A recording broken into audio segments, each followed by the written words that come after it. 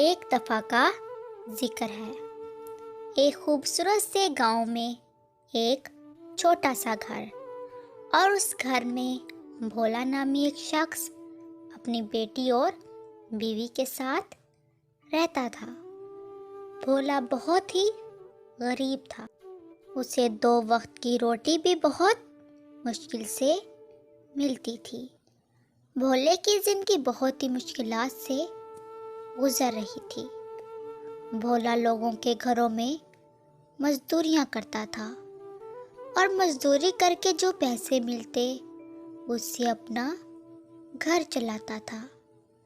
ایک دن بھولا کام کی تلاش میں گھر سے نکلا، لیکن اسے کہیں بھی کام نہ ملا۔ تھک ہار کر وہ اپنے گھر کو واپس لوٹ آیا۔ جب وہ گھر پہنچا تو اس کی بیٹی منی زور زور سے رو رہی تھی۔ تو بھولے نے کہا، ارے بیٹا، تم کیوں روتی ہو؟ تو منی نے کہا، ابا، اب کی بار مجھے اپنی سالگرہ پر نئی فراک چاہیے۔ تو بھولے نے کہا، بیٹا تم رو مت، اب کی بار میں تمہیں نئی فراک ضرور لا کر دوں گا۔ بھولا منی سے نئی فراک لانے کا وعدہ کر دیتا ہے، اور جب منی رات کو سو جاتی ہے تو بھولے کی بیوی کہتی ہے، اجی آپ نے تو منی سے وعدہ کر لیا، لیکن ہمارے پاس تو روٹی کھانے کے بھی پیسے نہیں ہیں، ہم نئی فراک کہاں سے لائیں گے؟ تو بھولا کہتا ہے، تم فکر مت کرو، میں کہیں نہ کہیں سے پیسے لے آؤں گا، لیکن اپنی بیٹی کو رونے نہیں دوں گا۔ یہ کہہ کر بھولا اگلے دن گاؤں میں بہت سے لوگوں کے پاس جاتا ہے اور ان سب سے ادھار پیسے مانگتا ہے، لیکن کوئی بھی بھولے کو پیسے دینے کو تیار نہیں ہوتا۔ بھولا اداس ہو کر واپس گھر کو لوٹتا ہے، اور وہ جب گھر کو آ رہا ہوتا ہے تو راستے میں وہ ایک درخت کے نیچے کھڑا ہو کر یہ سوچنے لگ جاتا ہے، مجھے تو کسی نے ادھارے پیسے بھی نہیں دیے، اور نہ ہی میرے پاس کوئی کام ہے، تو میں منی کے لیے نئی فراک کہاں سے لاؤں؟ اور اگر میں فراک نہ لے کر گیا تو منی بہت روئے گی، اور میں منی کو روتا ہوا نہیں دیکھ سکتا۔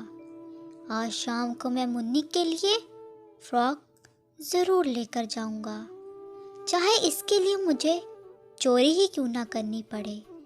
ابھی وہ یہ سوچ ہی رہا تھا کہ سامنے والے گھر میں سے 2 میاں بیوی باہر نکلے، اور وہ عورت اپنی نوکر سے کہتی ہے، ہم کچھ دیر کے لیے باہر جا رہے ہیں، تب تک تم چھوٹی کا خیال رکھنا۔ اور یہ کہہ کر وہ میاں بیوی چلے گئے۔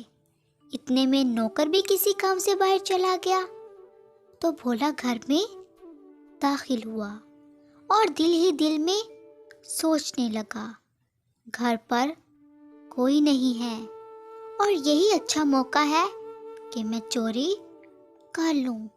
اور وہ چوری کی نیت سے گھر میں داخل ہوا، لیکن جیسے ہی وہ گھر میں داخل ہوا اسے کسی کی چیخنے کی آواز سنائی دی، اور اس نے جب غور سے سنا تو وہ آواز چھت سے آ رہی تھی، تو وہ دوڑتا ہوا چھت پر گیا۔ جب وہ چھت پر پہنچا تو وہ دیکھتا ہے کہ اوپر کمرے میں آگ لگی ہوتی ہے، اور وہاں پر ایک بچی بے ہوش پڑی ہوتی ہے۔ بھولا اس بچی کو اٹھاتا ہے اور نیچے لے آتا ہے، اس کو نیچے صوفے پر لٹا دیتا ہے۔ اتنے میں نوکر بھی آ جاتا ہے، اور وہ جب یہ سب دیکھتا ہے تو ڈر جاتا ہے، کیونکہ اسے چھوٹی کا خیال رکھنے کو کہا گیا تھا، اور اتنے میں وہ دونوں دوڑتے ہوئے چھت پر جاتے ہیں اور وہ اس آگ پر بالٹیوں سے پانی گراتے ہیں۔ کافی دیر محنت کرنے کے بعد آخر کار وہ آگ بجھ جاتی ہے۔ پھر بھولا اور نوکر دوڑتے ہوئے نیچے آتے ہیں۔ اتنے میں چھوٹی کو ہوش آ جاتا ہے اور وہ بھولے سے کہتی ہے، کیا آپ نے میری جان بچائی ہے؟ تو بھولا کہتا ہے، جی۔